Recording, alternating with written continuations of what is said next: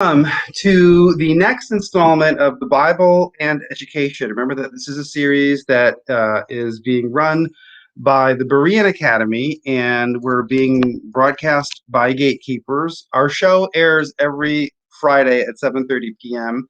Tonight, we're doing it on a special night because I am traveling and I'm spending time with these great people at a conference, including the pastor DeVon Williams from San Diego, California, who's with me. Hello. Yes, how you doing? And so we're doing it a little bit off in terms of we're recording this on a beautiful Tuesday night, and then we will be airing it again on Friday at 7:30 p.m. But it's not exactly as live as it usually is, you know.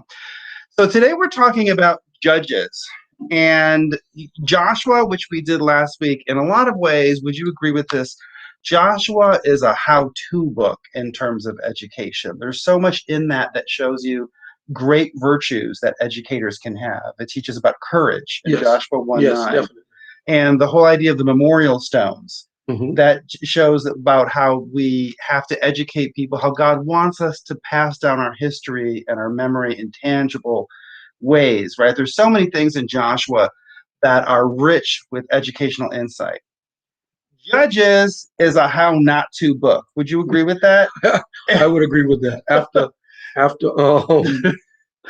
After Judges, when we look at the book of Judges, we want to look at some things concerning Moses as well. And so, yeah, I definitely agree with that. Yeah, I think that with the book of Judges, what we find is this is a time period in Israel's history, which often does not get as much attention as other time periods because it's a long period. It's about 430 years, 450 years that Israel is not ruled by a king.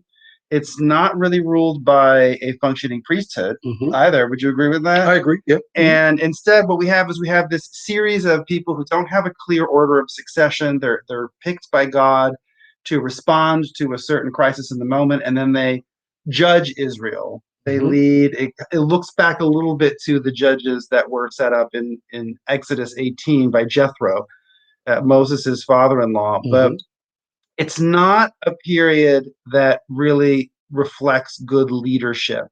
And I think to the extent that education comes from leadership, I would describe this book as a how not to book. And we're going to get into a little bit of the specifics of why I say that. You might not totally agree with this, but what I see is everything that the judges do, even at their best, even if you're looking at Ehud, even if you were looking at Gideon, they're still not good educators.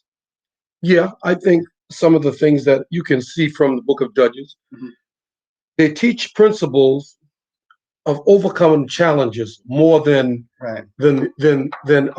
educating the people. I think their investment was after coming through the wilderness, after being Joshua taking over for Moses, and then the book of Judges, like you're saying, they were coming through so many physical challenges that sometimes when you get into challenges, that becomes your identity. And I think that's what I see when I look in the book of Judges, because you can see that the majority of the teaching, even though they had several kings and people that were in leadership for a period of time, very short period of time, none of them that really established a foundation of success. Right. Yeah, they didn't pass on the set of values. They didn't keep alive the law. This kind of helps you to understand why many years later, 1,000 years later, Josiah is in this weird position where they discover the Bible that had been forgotten, because this is the time period when there's just a huge neglect of that job that was so clear in the book of Joshua that you have to pass things down. And remember in Deuteronomy how Moses said we have to constantly teach and repeat the law. And we don't see that happening.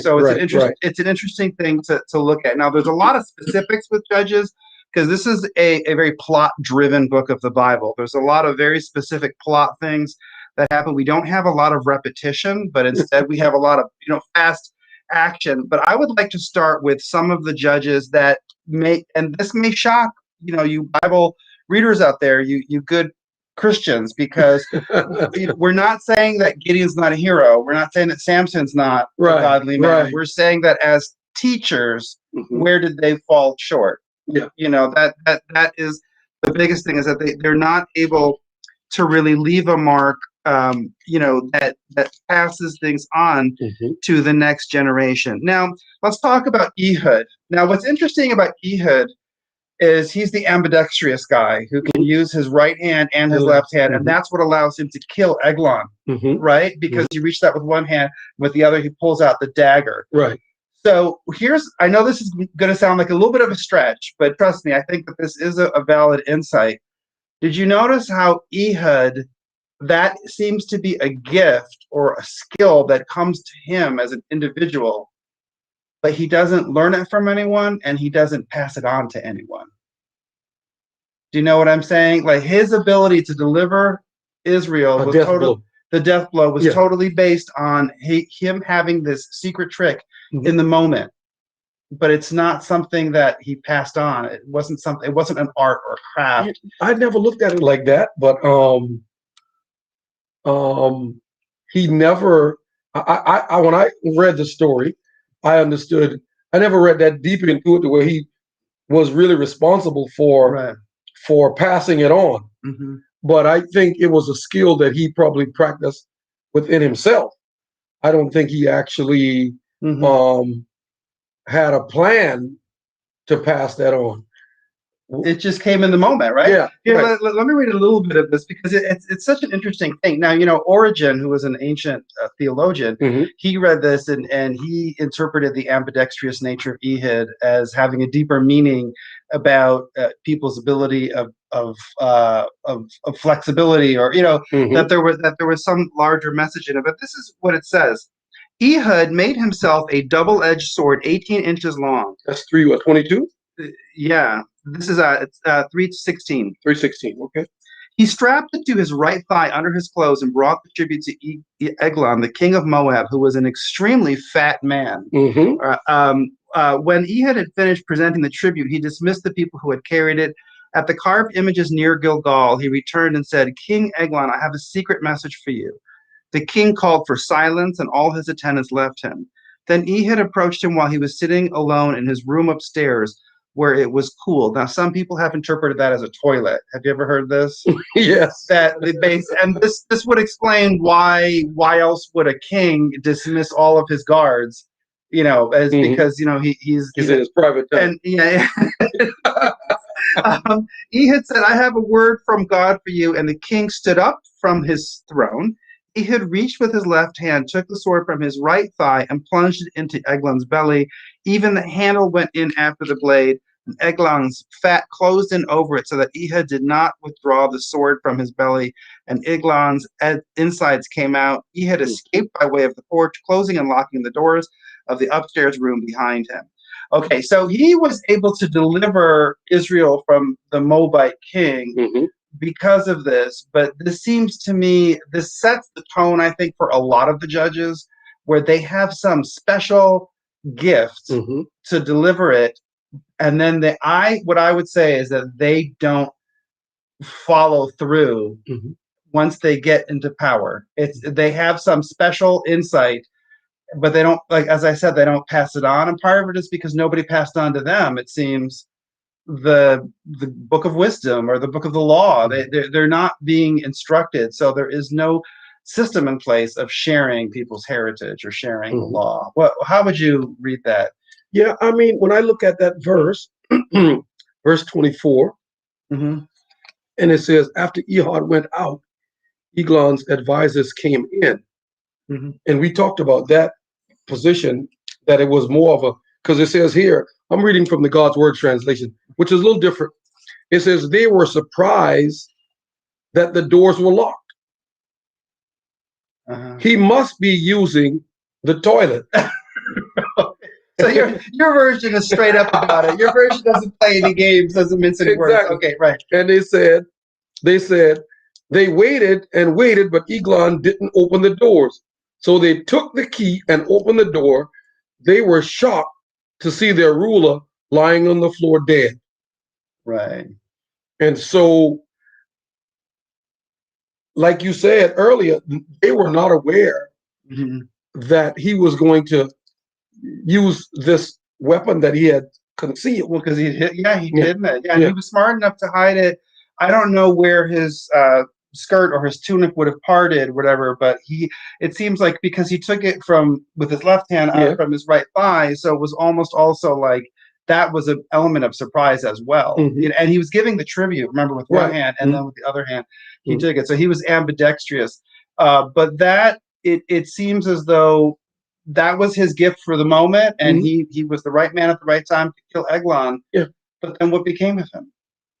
Did he pass on any wisdom about being a ruler, or did he pass on any of his secrets of how he thought of this? Because that's a very crafty man who could come up with a trick like that. Well, I mean, just think about it in today's.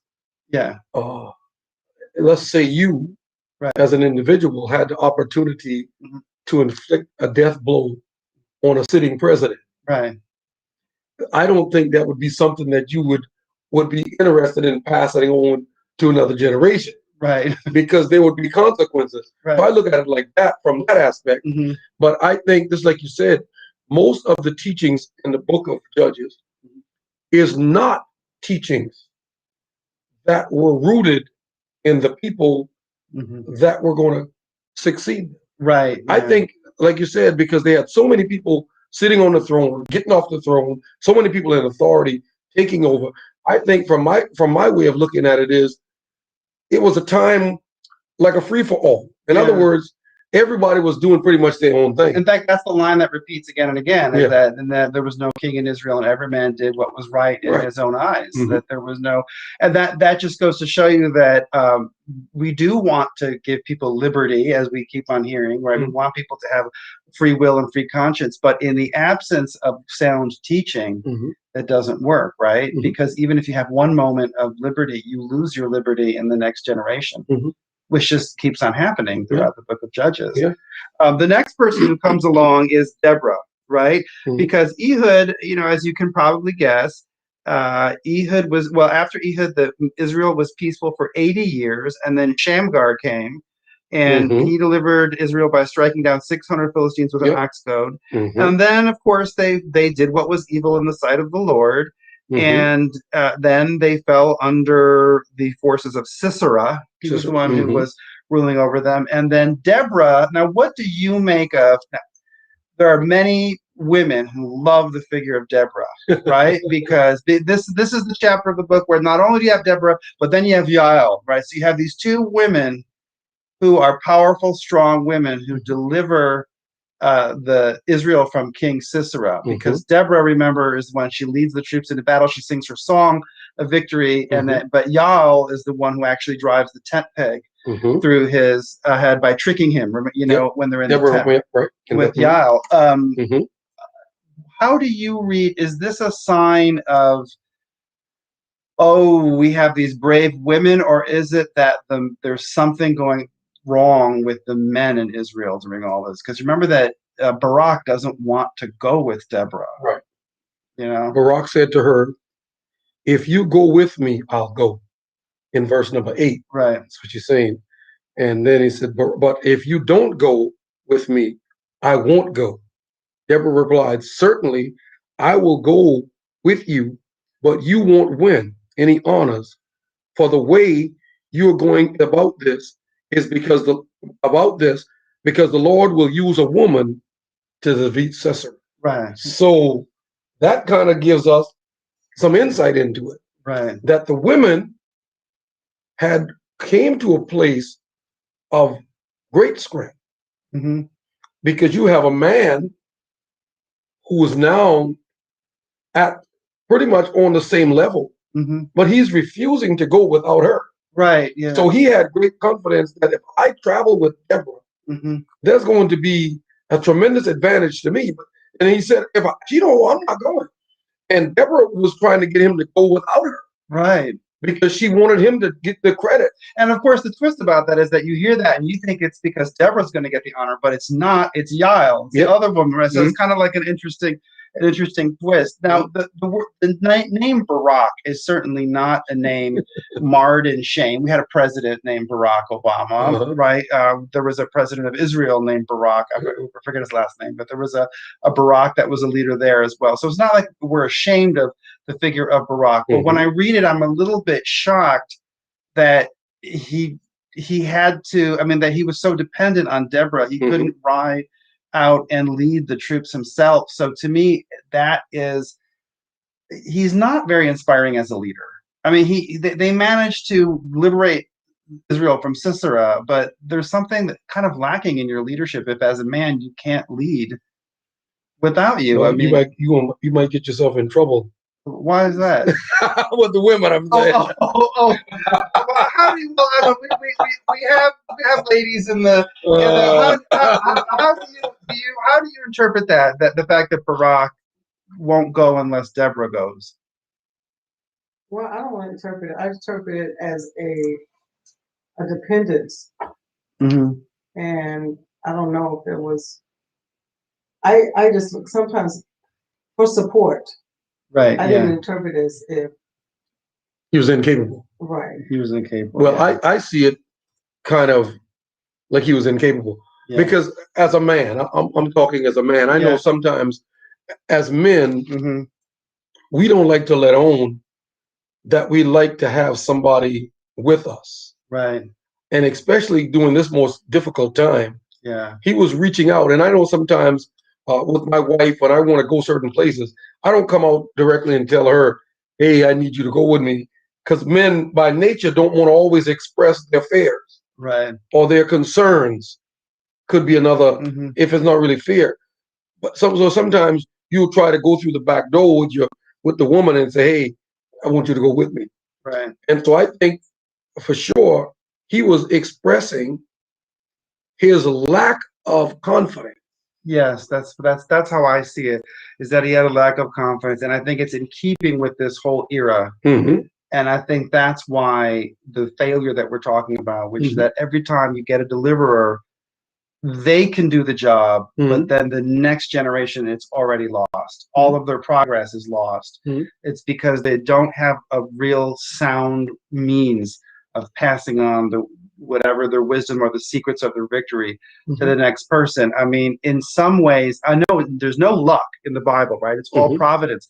But in some ways, if it weren't for the fact that Yael, a woman from whom you wouldn't necessarily expect that kind of bravery, she tricks Sisera by saying, "Oh, do you want some milk?" And then she puts a carpet over his head and then drives his temple with a tent peg. If it weren't for that, then would Sisera have even been overthrown? And so that it seems as though it wasn't part of his leadership or part of his organization or part of his planning. It was God's will that they would be delivered. But they themselves, in terms of whatever power they had of their own, they didn't have a means of passing down a system of government to the next group of people. And, we've talked a lot at this conference about self-government. And I think that what happens is a lot of these judges, even though they have moments of heroism and even though they do the job and they deliver Israel, they don't really seem to have a lot of self-government, do they? No, because you can see the self-government, the whole essence of it is you have things in your life under control. Right. And we don't see that with many other people that we're talking about. Like you mentioned Gideon, mentioned Samson. Self-government means that you at first have things in your life managed and in control. And then that's what gives you the authority then to help lead and judge other people. Right. And so we know from the scriptures that was challenges. I think it was a challenge during that era, as well as a challenge in individuals' lives. And that's why when you mentioned Josiah earlier, it's such a fitting statement to make when somebody at 8 years old comes in and he has in his mind and in the minds of the people already mastered self-discipline. Right, yeah. And self-governing at 8 years old. And he does manage to bring reforms across. I mean, exactly. He's thorough. Now, you mentioned Gideon, and I'd like to talk about him. Okay. We could go over all of the great acts of heroism of Gideon because, we've named the Gideon Bible after Gideon. Everyone loves Gideon, Gideon's trumpets and all of his men. But let's take a look at Gideon's legacy. Let's take a look at how he did as a teacher, as an educator, as someone to give people a lasting legacy. in Judges 8:22, we hear start in this. 8, chapter 8? Chapter Okay. 8, verse 22. Okay. Now, Gideon this is something where we see a moment of such incredible articulate wisdom on the part of Gideon, followed by something that is so disappointing. So I'm just going to read this. 8:22. Yeah, from Okay. Judges 8:22. We have Gideon said to them, I will not rule over you, because they asked Gideon to be king. He says, I will not rule over you, and my son will not rule over you. The Lord will rule over you. Now, isn't that a great thing of wisdom? I would think so. This is obviously a man who has very deep insights. But then look what happens. Okay. Let me make a request of you. Everyone give me an earring from his plunder. Now the enemy had gold earrings because they were Ishmaelites. They said, we agreed to give them. So they spread out a mantle, and everyone threw an earring from his plunder on it. The weight of the gold earrings he requested was 43 pounds of gold. In addition to the crescent ornaments and ear pendants, the purple garments on the kings of Midian, and the chains on the necks of the camels. Gideon made an ephod from all this and put it all in Ophrah, his hometown. Then all Israel prostituted themselves with it there, and it became a snare to Gideon and his household. So Midian was subdued before the Israelites, and they were no longer a threat. The land was peaceful 40 years during the days of Gideon. Jerubbaal, that is Gideon, son of Joash, went back to live at his house. He had 70 sons, his own offspring, since he had many wives.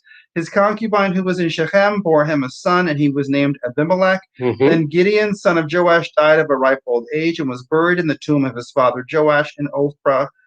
When Gideon died, the Israelites turned and prostituted themselves with the Baals and made Baal Berith their god. The Israelites did not remember the Lord their God, who had delivered them from the power of the enemies around them. How do you go? That is in so few verses. You go from such a height of wisdom like that. It just disappears. I mean, how did that happen? And his own sons, I mean, he says, my sons are not going to rule over you, but I mean, who would want to be ruled over by his sons? He can't even educate his own sons. His sons, maybe he had too many sons, he had too many wives. I don't know. How do you read it, the whole thing? Well, let me go back and read just a few from the I like the New Living Translation. Okay. Because I think it helps people for where they are right now. Right. Yeah. It says, the men of Israel said to Gideon, verse 22, you then, your son, and then your grandson must rule us. You rescued us from Midian. Gideon replied, I will not rule over you, in verse 23, nor will my son. The Lord will rule you. Then Gideon said to them, do me a favor. That's a problem. Because the moment Gideon began to speak from his own intellect, right, yes, it proved to you that his first statement had nothing to do with his character. Because the first thing Gideon asked for was gold to build a worship for idols. I know. It's almost like he's saying, I don't want to be your king because I don't want to be held accountable for, I just want to go off and I don't want the responsibility of it all or something like that. He said, do me a favor. Each of you give me an earrings from your loot. The enemies, the Ishmaelite, wore gold earrings. Right, yeah. Now, that's a mouthful. The men of Israel answered, yes, we'll give them to you. So they spread out a coat. Each man took the earrings from his loot and dropped on it. The gold earrings Gideon asked for weighed 40 pounds. That's a lot of gold. That's a lot of gold. That's a lot of gold. Yeah. From earrings now. Right. Because you imagine how much, I mean, I've never worn an earring personally myself. My wife wears plenty of them. But I don't know of any earring wearing. Most earrings weigh a few ounces, if that. Right, yeah. And he picked up 40 pounds of it. And then it said, listen to this one. It says, including the moon ornaments, the earrings, the purple clothes worn by the kings of Midian, and the chains of their camels' necks. Then Gideon used the gold to make an idol and placed it in his hometown of Ophrah. Wow. Now, to me, what this speaks to is this just drives home to me the importance of everything that we're doing here. Yeah. Which is that you can do great things for the kingdom. You can deliver people. You can save nations. You can put down tyrants. But if you don't have a way of passing down the value system, of keeping the hanging on to the legacy, it all disappears. And I think that's why I think Joshua is a how-to book and Judges is a how-not-to book. The Bible says this too. Right. Listen, you could live a lifetime of greatness, right, of pursuing the will of God, of establishing churches, doing whatever God called you to do.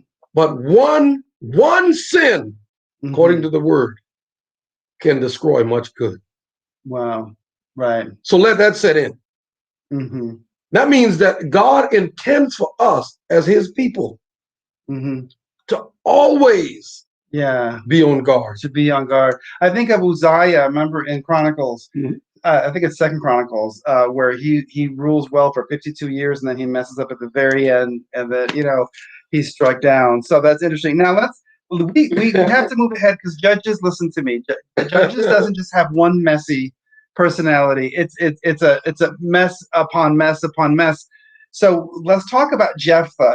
I edited an entire book analyzing Jephthah's daughters, and I'm not going to I'm trying not to go into too much of my own meanderings. But Jephthah, you have this man who he was the son of a prostitute. He was the illegitimate son of someone who apparently was very wealthy in Gilead, which is on the eastern side of the Jordan, right? That's where the Gadites and the Reubenites and half of the tribe of Manasseh, they were in that separate group that was on the east side of Manasseh. But Jephthah, he's raised by a prostitute. His mother was. Yeah. His mother was a prostitute. So that lets you know there. Right. What kind of education he got.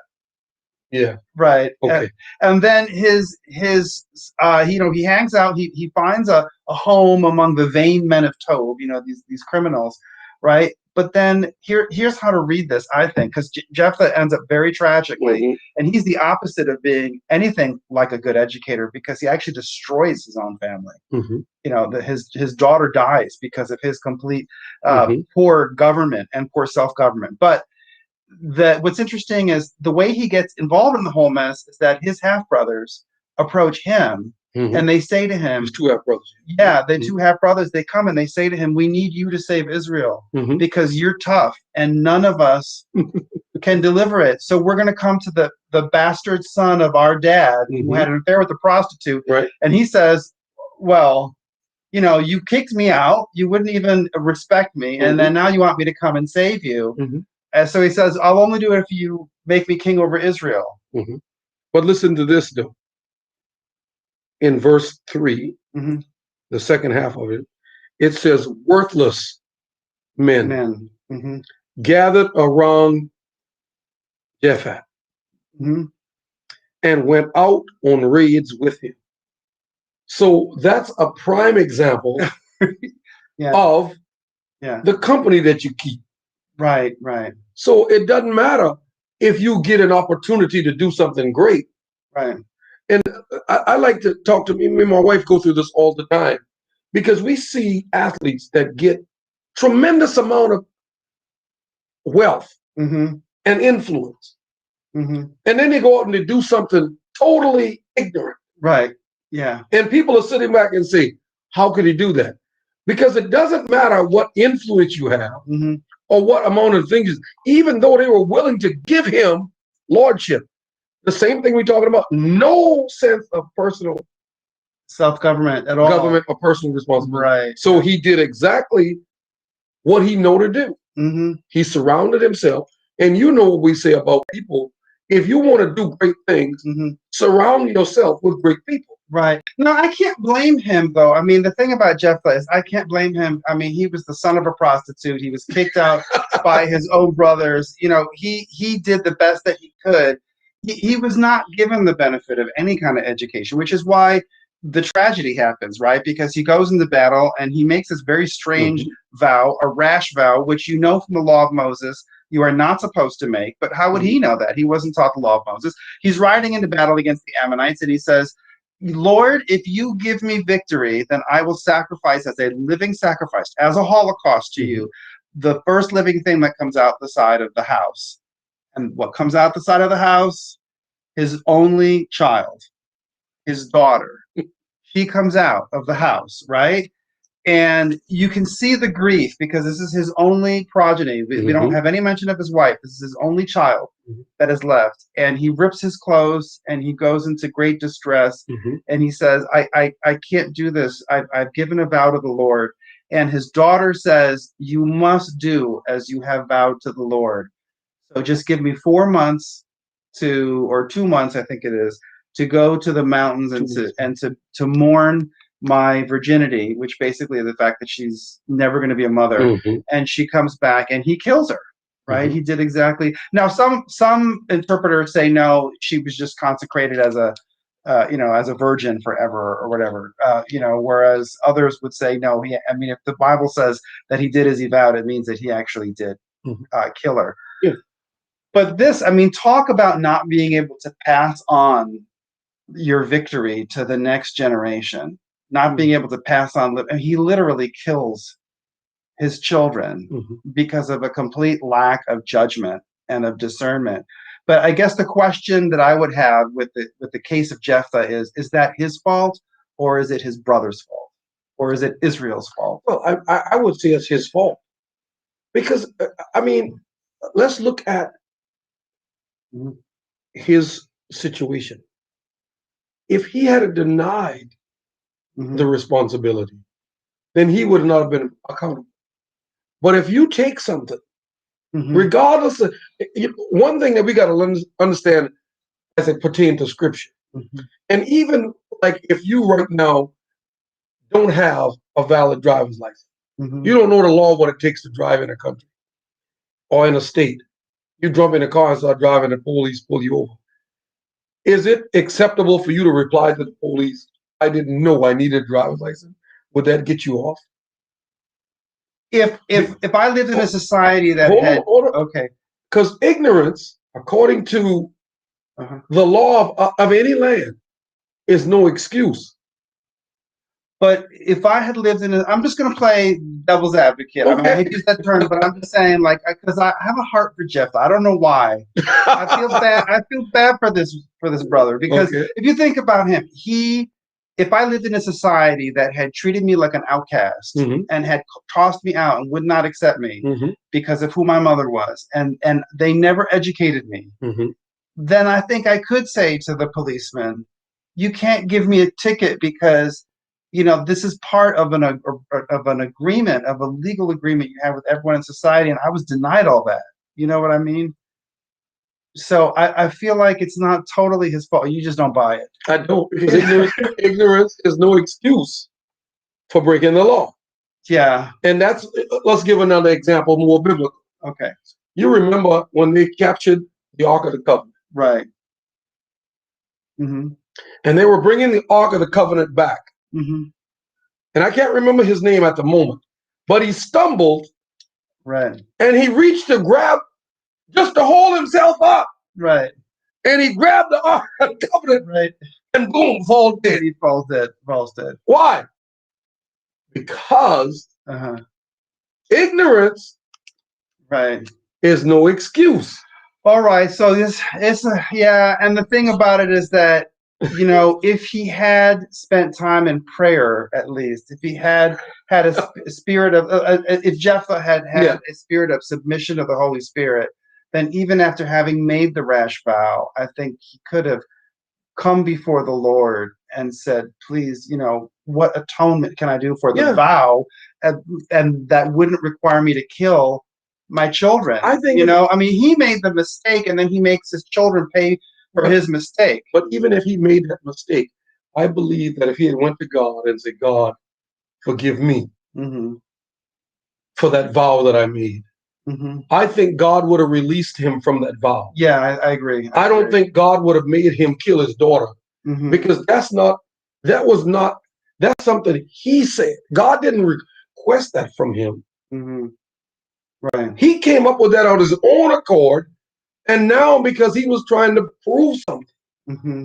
You know, like people who offer these fleece, God, if you do this for me, you know, people say all the time, God, if you do this for me, if you get me out of this. Right, right. Yeah. God says to them in return, hey, Mm-hmm.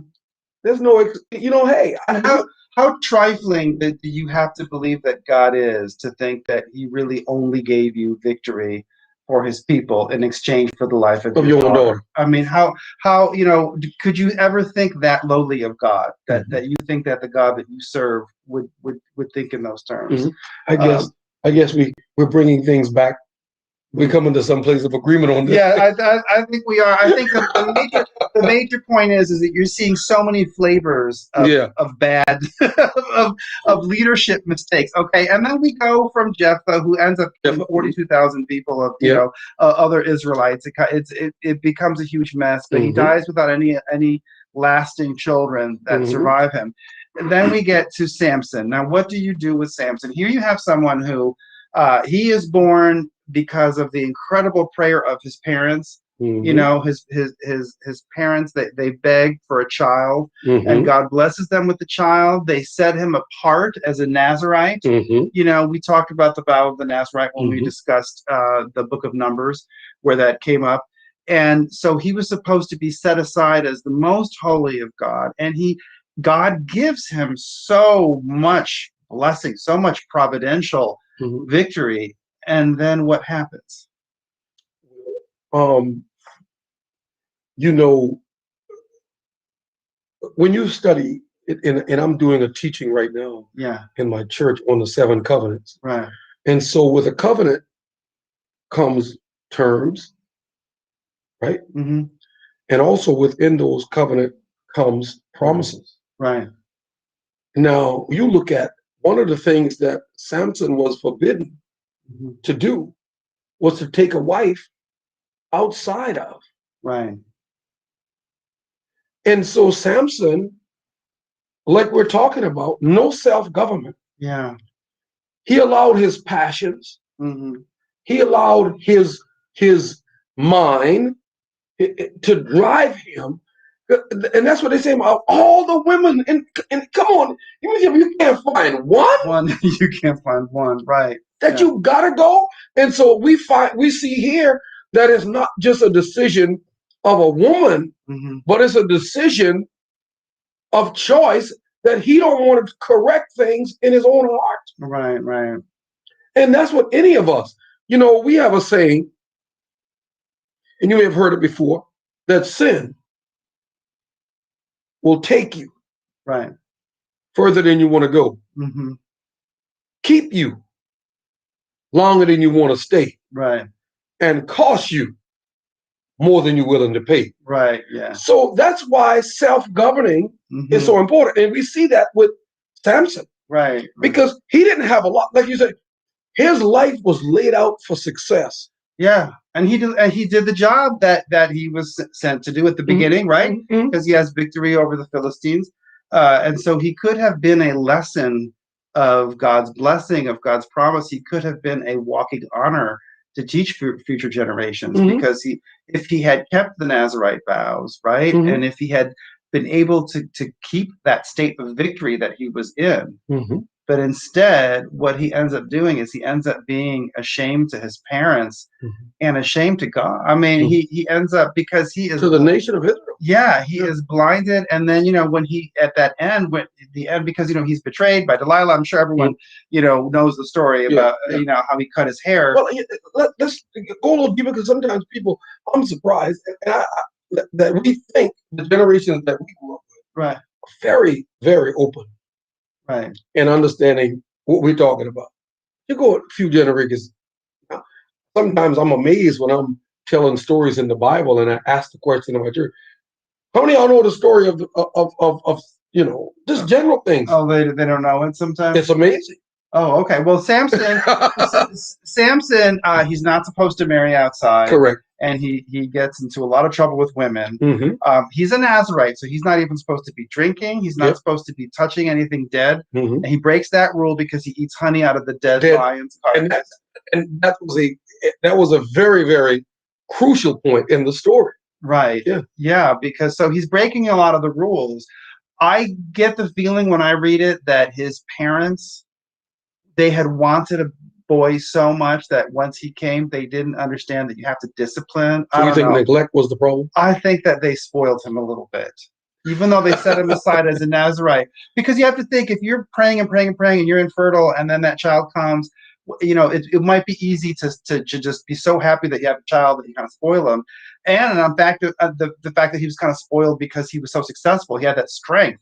But anyways, he meets this woman named Delilah who she keeps on trying to figure out what the secret of his strength is. Of course, the secret is his hair. Correct. And after many failed attempts, she nags and nags and nags until finally he tells her, "It's my hair if you cut my hair." Which, of course, the first thing she does is the minute he falls asleep, she cuts his hair, right? And she brings in the Philistines. But let's look at how Delilah got into his heart.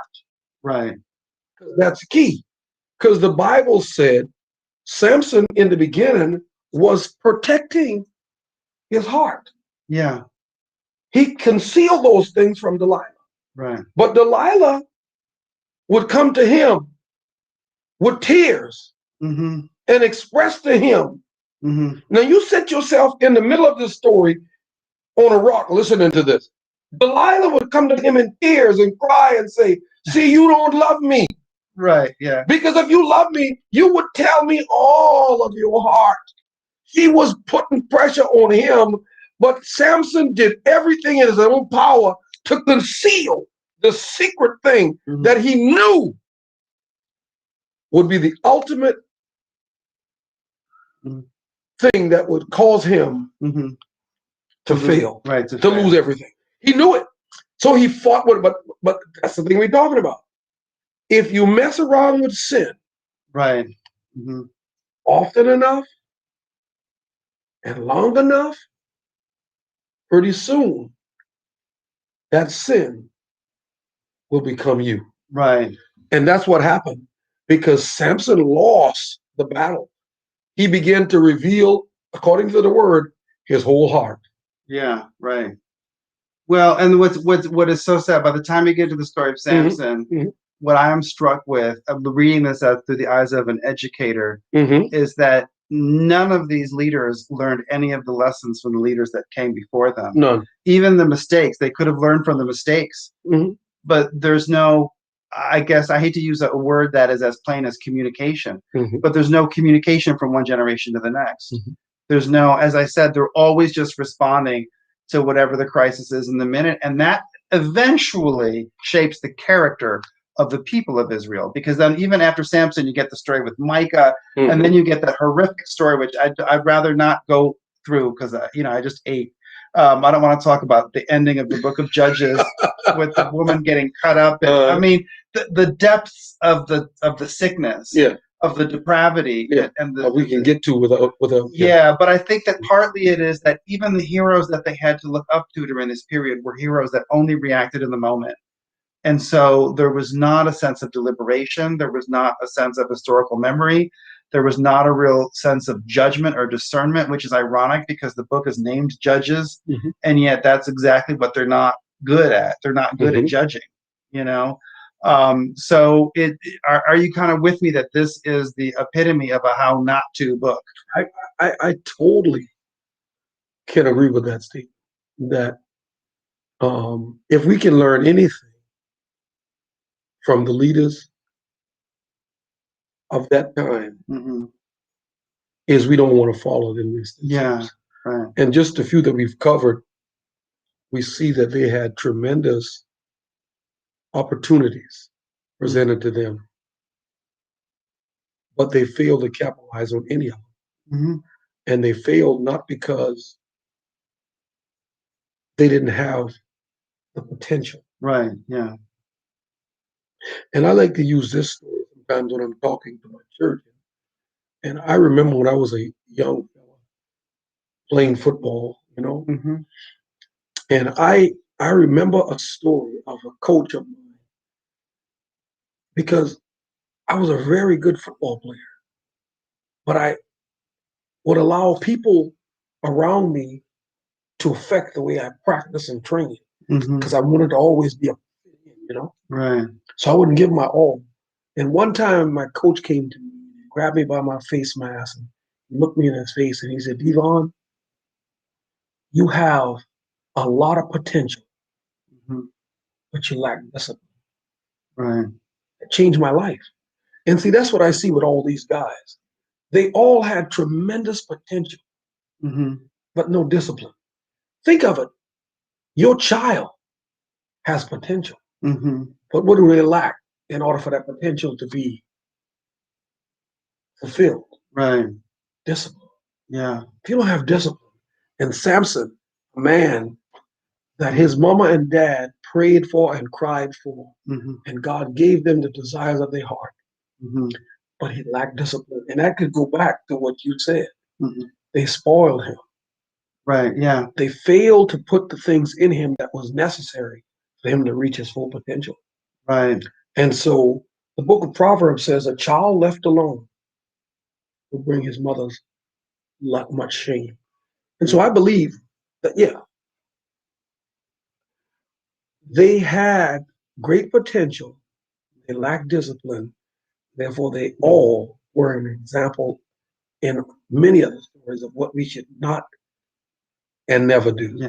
I think it's the way I would look at it too is whether it's the parents or the authority figures. I also want to read the little part where Micah thinks that he can hire a priest, over this is one of the weirdest parts of it's not one of the most gory parts, but I'll read this part. This is in Judges 17. There was a man from the hill country of Ephraim named Micah, and he said to his mother, "The 1,100 pieces of silver taken from you, that I heard you utter a curse about. And here I have the silver with me. I took it.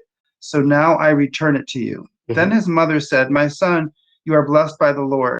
He returned the 1,100 pieces of silver to his mother, and his mother said, "I personally consecrate the silver to the Lord for my son's benefit to make a carved image overlaid with silver." So he returned the silver to his mother, and she took 5 pounds of silver and gave it to a silversmith. He made it into a carved image overlaid with silver, and it was in Micah's house. This man Micah had a shrine, and he made an ephod and household idols and installed one of his sons to be his priests. In those days, there was no king in Israel. Everyone did whatever he wanted. There was a young man, a Levite from Bethlehem in Judah, who resided with the clan of Judah. The man left the town of Bethlehem in Judah to settle wherever he could find a place. On his way, he came to Micah's home in the hill country of Ephraim. "Where do you come from?" Micah asked. He answered, "I am a Levite from Bethlehem in Judah, and I am going to settle wherever I can find a place." Micah replied, "Stay with me and be my father and priest, and I will give you 4 ounces of silver a year, along with your clothing and provisions." The Levites were the ones who were empowered to pass on the law. If anyone was supposed to be passing on education, it was the Levites. So you have the mother failing. He doesn't seem to have a father, because he's asking this person, "Will you be my father and my priest?" Or priest. So all of the authority figures in Judges have no concept whatsoever of an obligation to discipline or to train or to even pass on knowledge or insights to the next generation. It's astounding. The entire book is all about all of the authority, all of the parent figures. You have the guy who kills his daughter. You have the ones who spoil Samson. You have Gideon, who can't raise his own sons. And then, I mean, where are good parents? Where are good priests? Where would we draw teachers from in this? So no one's teaching anyone anything in this book. It's astounding. It is. And when you read this verse that you just ended with, in 11 it says, "And agreed to live with Micah, the young man became like one of Micah's sons." Micah ordained the Levite. So the young man became his priest and a part of his family. So you see here, if we think of this in modern day, and you can think of situations in our culture right now where there is a group of people that are suffering Mm-hmm. from a lack of fathers. Right. Yeah. And you can see, and I'll say it because I'm black, I'm a black man. And there's, out of all of the races in the world, the race that suffers the most from lack of fathership, Mm-hmm. a father in their life, is the blacks in America. Mm-hmm. We say 76% of the children being born Right. are being born to single mothers. So we see, and what do you see in the black community? You see over and over Mm-hmm. repetitiveness of failure in our young men, Yeah. Yeah. failing in the school system, they're failing on being providers for their own family. Mm-hmm. They're producing children, Mm-hmm. but they're passing down the same. Well, and I think that's what's so hard because the black community. I'll just use the term black. You know what I mean? Mm-hmm. I mean, the black community, and I'm part black because in Puerto Rico, we were descendants of slaves. The races from Africa, they went through so much. They have such a history of overcoming, and that it's the same thing with the Book of Judges. We run the risk of those victories not being able to get passed down to the next generation. That there's a broken link. You have your character built up through all that trial and tribulation, and then you just can't pass it down. You can't close the deal. You know what I'm saying?